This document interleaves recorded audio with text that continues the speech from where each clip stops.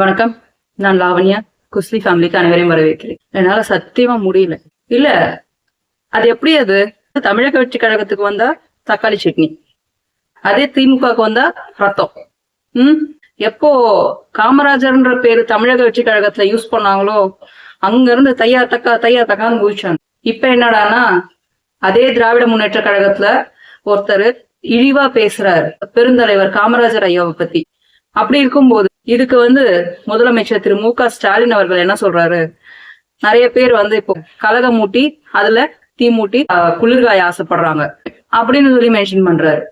ஏன் இதே வார்த்தைய அத்தனை பேரு அந்த காமராஜர்ன்ற வார்த்தையை வச்சு தமிழக வெற்றி கழக தலைவர் விஜய் அவர்களை இன்சல்ட் பண்ணி உங்க உடன்பிறப்புகள் தான் பேசும்போது இந்த வார்த்தையை ஏன் மென்ஷன் பண்ணல?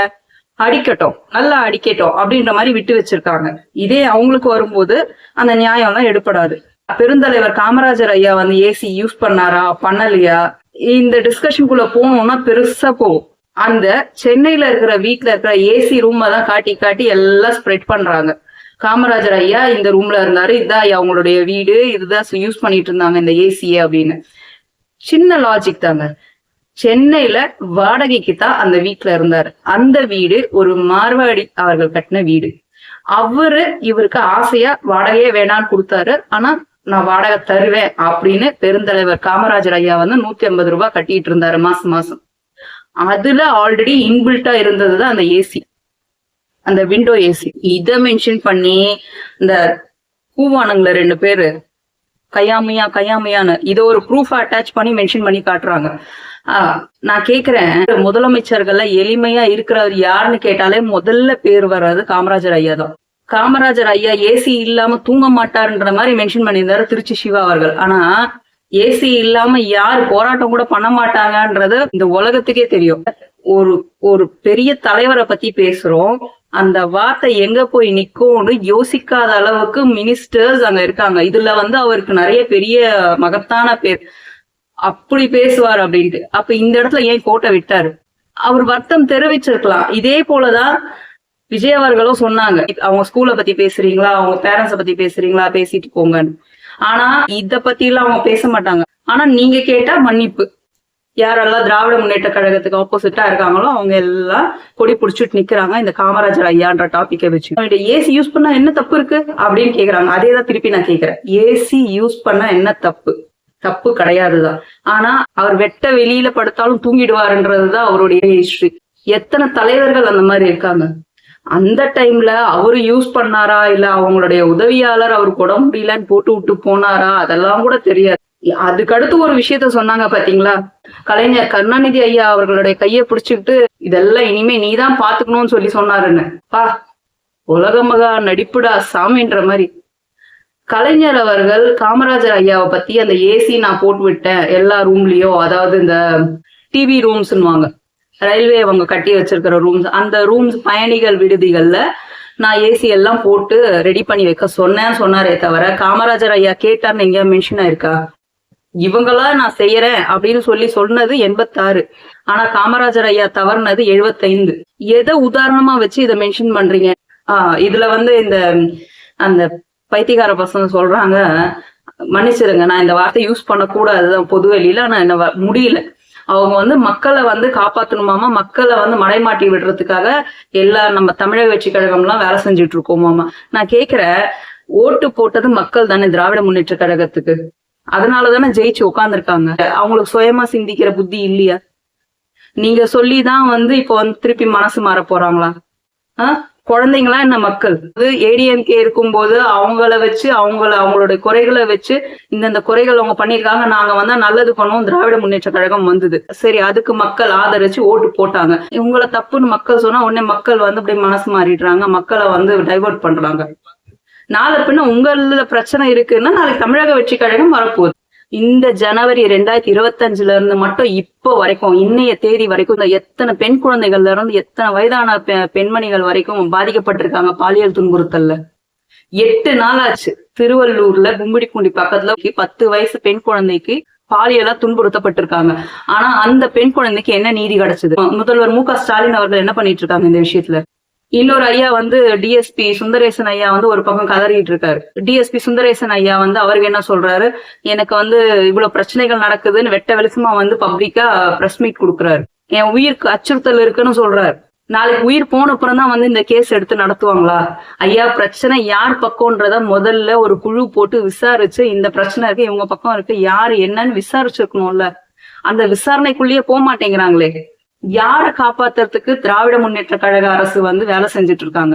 இதுல இன்னொரு ஒரு அறிவாளி யார் அது, செந்தில்வே பேர் கூட ஞாபகம் இருக்க மாட்டேங்க. அவர் வந்து என்ன பேசுறாரு, ஓட்டு அரசியல் பண்றதுக்கு விஜய் அவர்கள் வந்திருக்காராமா. எது இந்த போராட்டம் பண்றது இதெல்லாமே வந்து ஓட்டு அரசியல் ஆமா. இதனால அவருக்கு ஓட்டு கிடைக்கும் 2026 நான் நம்பி இந்த வேலை எல்லாம் செய்யறாரு.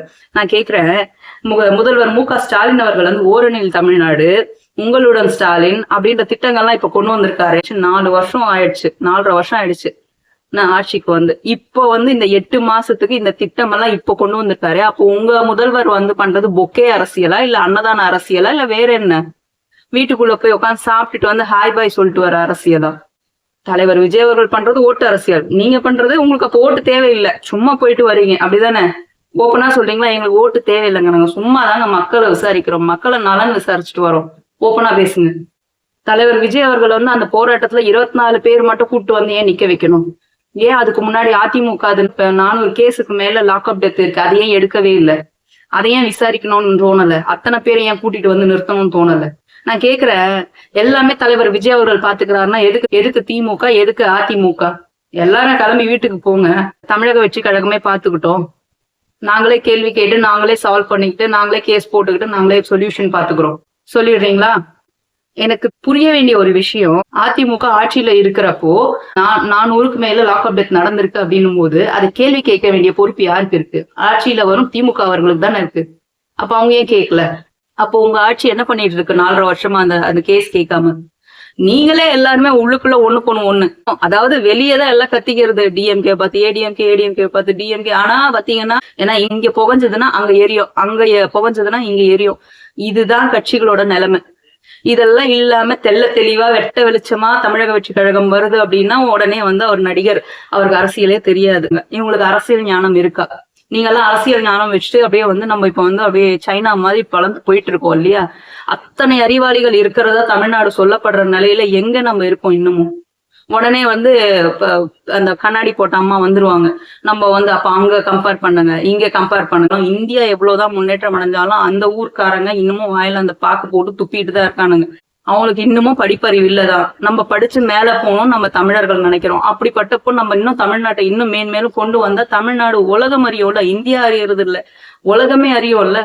ஏன் கொண்டு வரதுக்கு என்ன? ஆனா அவன் சொத்து அவன் சம்பாதிச்சுட்டு போயிட்டே இருக்கணும். இந்த டிஎம்கேல வந்து ஒரு அஜெண்டா வச்சிருக்காங்க போல. தமிழக வெற்றி கழகம் எப்பெல்லாம் வந்து அப்படியே ஒரு பீக் மேல ஏறுது, அப்படியே கொஞ்சம் கிராஃப் மேல ஏறுதுன்னும் போது உடனே ஒரு பேச்சாளர் இறக்குவாங்க. அவன் வந்து அடின்னு அடிக்கணும். அந்த டைம் ஓகேவா?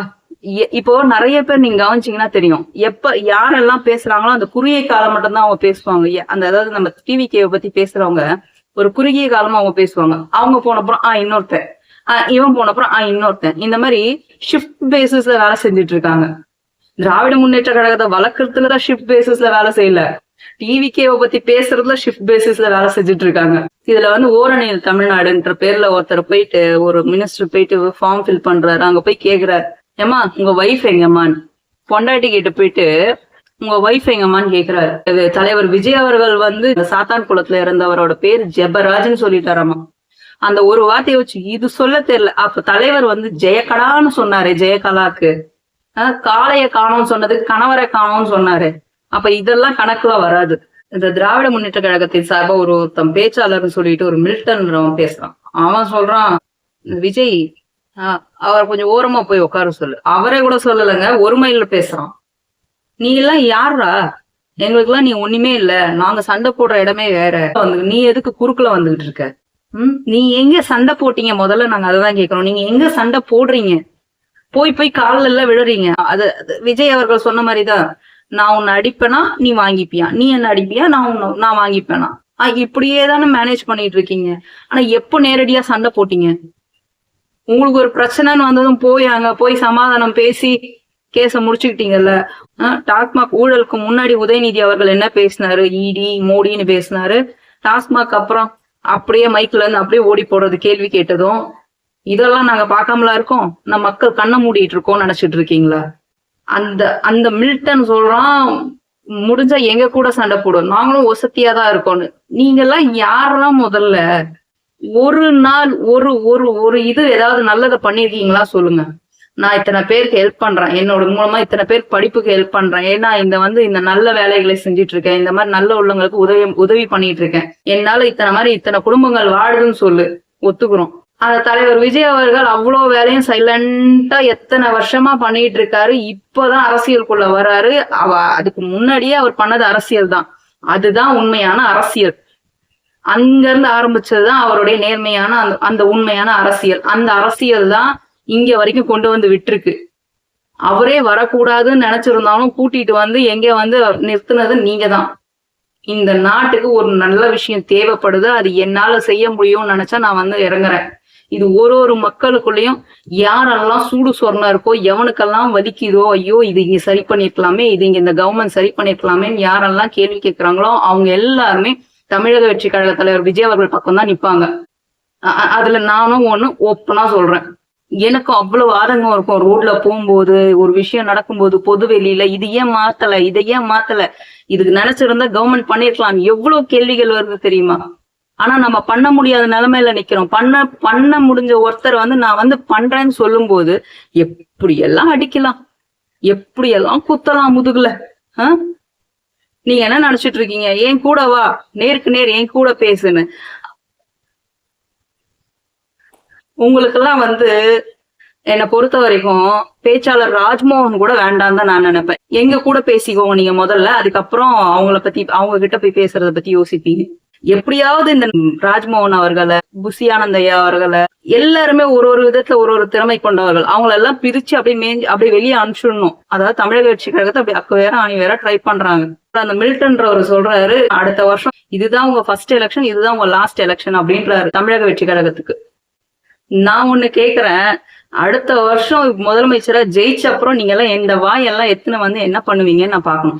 அதே போல பேசும்போது இதுதான் நடிகர் விஜய் அவர்களுக்கும் இதுதான் ரஜினிகாந்த் அவர்களுக்கும்னு சொல்றாரு.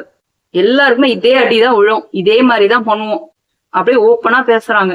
யாரா இருந்தாலும் சரி, அது ரஜினிகாந்தா இருந்தாலும் சரி, அது விஜய் அவர்களா இருந்தாலும் சரி, இதுதான் நிலைமை. சினிமா பண்றீங்களா, சினிமாவோட இருங்க, இந்த மாதிரி விஷயத்த தலையிடாதீங்கன்னு ஓப்பனா சேலஞ்ச் பண்றாங்க. இப்போ வந்து ரஜினிகாந்த் ரசிகர்கள் இப்போ பொங்குங்க. இந்த டிபேட் சேனல்ல இந்த ரஜினிகாந்த்ன்ற ஒரு வார்த்தை யூஸ் பண்ணதுக்கு அதுல ஸ்பேஸ் எக்ஸ் போட்டு உட்காந்து மீட்டிங் போட்டு பேசுனீங்க பாத்தீங்களா, அவங்களுக்கு நான் சொல்றது மெச்சூரிட்டியா நடந்துக்கோங்க. இப்படி ட்ரிகர் பண்ணி எல்லாரையும் முட்டை விட்டுட்டு வேடிக்கை பாக்குறது தான் திராவிட முன்னேற்ற கழகத்தோட வேலை. ஆனா தமிழக வெற்றி கழகம் அதுல ஒரு புள்ள தெளிவாதான் பேசிட்டு இருக்காரு. இதுதாங்க பிரச்சனை, இதுதாங்க அவர் மன்னிப்பும் கேட்டுட்டாருங்க ராஜ்மோகன் ஐயா அவர்கள், அந்த ரஜினிகாந்த் அப்படின்னு பேர் யூஸ் பண்ணதுக்கு. ஆனாலும் எப்படி கிளாஷ் பண்ணலாம், நீ எப்படி ஓட்டு வாங்குற பாத்துடலான்னு உட்காந்து பேசுறாங்க. எனக்கு தெரிஞ்சு அதுல பேசினவங்க எல்லாருமே கட்சி சார்ந்துதான் பேசியிருப்பாங்க, டிஎம்கே ஆளுங்களா தான் இருப்பாங்கன்னு நான் ஸ்ட்ராங்கா நம்புறேன். வாண்டடா டிஎம்கே ஆளுங்க தான் ரஜினிகாந்த் ஐயா அவர்களுடைய ரசிகர்கள்னு சொல்ற அவங்க பேர் டிபேட் பண்றாங்க. அவங்கதான் வந்து அங்க வந்து பேசுறாங்க. யாருக்குமே வேலை வெட்டி இல்லையான்னு, அவன் காலையில போய் நைட்டு சம்பாதிச்சுட்டு குடும்பத்தை ஓட்டணும், அடுத்து என்ன பண்ணணும், இஎம்ஐ கட்டணும், நாளைக்கு என்ன பிரச்சனை வரும், நாளானைக்கு என்ன பிரச்சனை வரும் உட்காந்து யோசிச்சுக்கிட்டு குடும்பத்தை ஓட்டிக்கிட்டு இருக்காங்க. இந்த நிலைமையில உட்காந்து நான் அவருடைய ரசிகர்னு வந்து உட்காந்து பப்ளிக்ல சண்டை போடுற அளவுக்கு யாருக்கு மெச்சூரிட்டி இல்லாம இல்ல. திரைப்படங்களையும் அரசியலையும் மிக்ஸ் பண்றவன் பர்சன் மெச்சூர்டான ஒரு பர்சனா இருக்க முடியாது எனக்கு தெரிஞ்சு. அவன் அரசியல் பேச தகுதி இல்லாதவன். நிஜம் வேற, நிழல் வேற. நிழலை பார்த்தோமா, ரசிச்சோமா, வந்தோமான்னு இருக்கணும். அரசியல்ன்றது நம்மளுடைய வாழ்க்கை. நமக்கு நாளைக்கு முன்னேற்ற பாதையை வழிவகுக்கிறது எல்லாமே இந்த அரசியல் தான். இது ப்ராப்பரா ஹெல்த்தியா இருக்கான்றது தான் நம்மளுடைய வேலை. இதுதான் வந்து முக்கியம். இதுதான் நம்ம பார்க்கணும். ஒரு எந்த கட்சி நல்லது வந்து பண்ணோம் அப்படின்னு தான் நம்ம யோசிக்கணும். அந்த மில்டன் சொல்றாரு, எங்க தாத்தா ருத்ராட்ச கொட்டை போட்டு பட்டை போட்டு இங்க இருக்காரு, அப்போல இருந்து நாங்க இந்த கட்சியில தான் இருக்கோம். தாத்தா போட்டாரு, உங்க அப்பா போட்டாரா? உங்க அப்பாவுக்கு அடுத்து நீயே போடுவியான்னு தெரியல அடுத்த வருஷம். யோசிச்சுக்கோ, பேசுறதுக்கு முன்னாடி யோசிச்சு பேசு. ஏன்னா உன் கை அங்க டிஎம்கேன்னு போட போய் டிவிகேன்னு போடுறதுக்கு இப்படி ஆகாது. உன் மைண்ட் ட்ரிகர் பண்ணிடும். சரி, இதுக்கப்புறம் மக்கள் கிட்ட நம்ம விஜய் அவர்களோட ரசிகர்கள், தமிழக வெற்றி கழக தொண்டர்கள் இவங்க கிட்ட நான் சொல்லிக்க வேண்டியது என்னன்னா, நீங்க ஸ்ட்ராங்கா நம்ப வேண்டிய விஷயம் என்னன்னா, அடுத்த வருஷம் 2026ல டிவிக்கே ஆட்சி அமைக்கும்னு நம்புறீங்க அப்படின்னா, தினமும் ஒரு சின்ன விஷயம் மேனிஃபெஸ்ட் பண்ணிக்கோங்க. எத்தனை பேருக்கு இதுல நம்பிக்கை இருக்குன்னு தெரியல, நம்புங்க. அதே போல நம்பாதவங்களுக்கு சொல்லுங்க. நிறைய நம்ம விஷயங்களை வந்து ஸ்ப்ரெட் பண்ணுங்க. சொன்னா மட்டும்தான் மக்களுக்கு இன்னும் நிறைய தெரியும். நல்லது என்ன, உங்களுக்கு ஏதாவது டவுட் இருக்குன்னா அந்த மாதிரி கமெண்ட்ஸ்ல சொல்லுங்க. இதை பத்தி எப்படி பேசலாம், இதை பத்தி என்ன கேட்கலாம், இது எப்படி மக்களுக்கு கொண்டு போய் சேர்க்கலாம்னு கேளுங்க. எனக்கு தெரிஞ்சதெல்லாம் நான் சொல்றேன், எனக்கு தெரியலன்னா எங்க மேல் இடத்துல கேட்டு சொல்றேன். தம்பி ஒருத்தர் கமெண்ட் பண்ணியிருந்தாரு, அதை உங்களுக்கு நான் ஷேர் பண்ணணும்னு ஆசைப்படுறேன். தனபால் கமெண்ட் பண்ணியிருக்காரு, அக்கா please read this comment. BJP government is going to collapse. There's a big clash in Bihar election. Both Chandrababu Naidu and Nitish Kumar were planning to get out of NDA alliance. That's the time DMK is going to support BJP government. That's why this plan to talk about this, Kamraj sir. It's a planned one. This is the reason why ED have not arrested Stalin and all members in liquor scam. Soon you will get this news. அப்படின்னு இதுல எனக்கு தெரிஞ்ச information நான் சொல்லிடுறேன், கீழே இருந்து வரேன். அந்த லிக்கர் ஸ்கேம் வந்து ஆல்ரெடி அதை க்ளோஸ் பண்ணாத குறையா பண்ணிட்டாங்க. ஏன்னா அதுக்கு தான் ஐயா வந்து டெல்லி போனாரு, பேசியிருக்காரு. திரைக்கு பின்னால் நிறைய பேச்சுவார்த்தைகள் போயிருக்குன்னு கேள்விப்படுறோம். அப்படி இருக்கும்போது லிக்கர் ஸ்கேம் க்ளோஸ்டு தான். அதனால அது வெளியே வரப்போறது கிடையாது. தமிழக வெற்றி கழக தலைவர் விஜய் அவர்கள் சொன்ன மாதிரி இன்டைரக்டா பிஜேபியோட கனெக்ட் வச்சிருக்கவங்க டிஎம்கே அவங்கன்றது தெளிவா சொல்ற விஷயம்தான் அது. அடுத்தது, காமராஜ் சாரை பத்தி இவங்க கொண்டு வந்ததுக்கு காரணமே இந்த அலைன்ஸா தான் இருக்க முடியும், இது வந்து பண்ண போறாங்க, அலைன்ஸ் பண்ண போறாங்கன்னு நீங்க சொல்றீங்க. அதையும் நம்ம பார்க்க தானே போறோம். அடுத்தது, இந்த சந்திரபாபு நாயுடு அவர்களும் அப்புறம் நிதிஷ்குமார் இவங்களத பத்தி பேசியிருந்தீங்க. லாஸ்ட் இயர் அவங்க ஆட்சி அமைக்கும் போதே பிஜேபி அலைன்ஸ்ல தான் அமைச்சிருக்காங்க. நிதிஷ்குமார் இனிஷியலாவே அந்த டைம்லயே பேக் ஸ்டெப் எடுக்கிற மாதிரி தான் இருந்தது. பட் இன்னமும் கண்டினியூ பண்ணிட்டு தான் இருக்காங்க. ஆனா கரண்ட்ல சந்திரபாபு நாயுடு அவர்கள் வந்து கான்சென்ட்ரேட் பண்றது அமராவதியில, அதாவது அவரு தான் ஹைதராபாடை வந்து முன்னிறுத்தி அப்பெல்லாம் ஹைடெக் சிட்டியா ஆக்குனது. ஸோ அந்த மாதிரி இப்ப அமராவதியை மாத்தணுன்ற பிளான்ல அவர் நிறைய இறங்கி இருக்காரு. அது சம்பந்தமான வேலைகள் போயிட்டு இருக்கதா நான் பார்த்துட்டு இருக்கேன். அடுத்தது பாத்தீங்கன்னா, அதே போல பாப்புலேஷன் ரொம்ப டவுனா இருக்கு, அது சம்பந்தமாவும் டிஸ்கஷன் போயிட்டு இருக்கு. இப்போ தற்சமயத்துல அங்க பிஜேபி அலைன்ஸ் பத்தி ஏதாவது கிளாஷ் போதான்னா எந்த நியூஸும் நானும் கேள்விப்படல. பார்ப்போம். நன்றி, வணக்கம்.